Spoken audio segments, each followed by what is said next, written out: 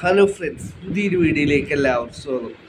നമ്മൾ കേരള ബ്ലാസ്റ്റേഴ്സുമായി ബന്ധപ്പെട്ടുള്ള അപ്ഡേറ്റുമായിട്ട് വന്നിട്ടുള്ളത്. കേരള ബ്ലാസ്റ്റേഴ്സിലെ അടുത്ത മത്സരം വരുന്നത് ഒഡീഷ സിക്കിനെയാണ്. തിങ്കളാഴ്ചയുള്ള മത്സരം വരുന്നത്. ഇപ്പോൾ ആ മത്സരത്തിന് മുന്നോടിയിൽ നടന്ന പ്രസ് മീറ്റിൽ ബിപിൻ മോഹനും TG മുഷറഫും കോച്ചും പങ്കെടുത്തിട്ടുണ്ടായിരുന്നു. അദ്ദേഹത്തിനോട് ബ്ലാസ്റ്റേഴ്സിലെ ഇഞ്ചുറി അപ്ഡേറ്റ്സിനെ കുറിച്ചാണ് ചോദ്യം വന്നത്. ബിപിൻ മോഹനും ജീസസ് സിമിനസും അടുത്ത മത്സരം കളിക്കുമോ എന്നുള്ള ചോദ്യത്തിന് ഇരുവരും കളിക്കുമെന്നാണ് കോച്ച് മറുപടിയായി പറഞ്ഞിട്ടുള്ളത്.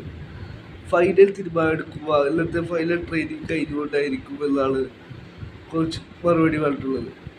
ഇരുവരും കളിക്കാൻ സാധ്യതയുണ്ടെന്നാണ് കോച്ച് പറഞ്ഞിട്ടുള്ളത്.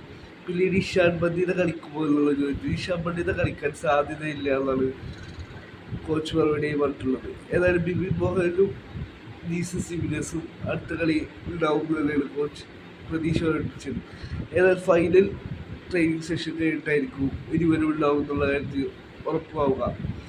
കോച്ച് ഉണ്ടാവുന്നതിനാണ് സ്ഥിരീകരിച്ചിട്ടുള്ളത്.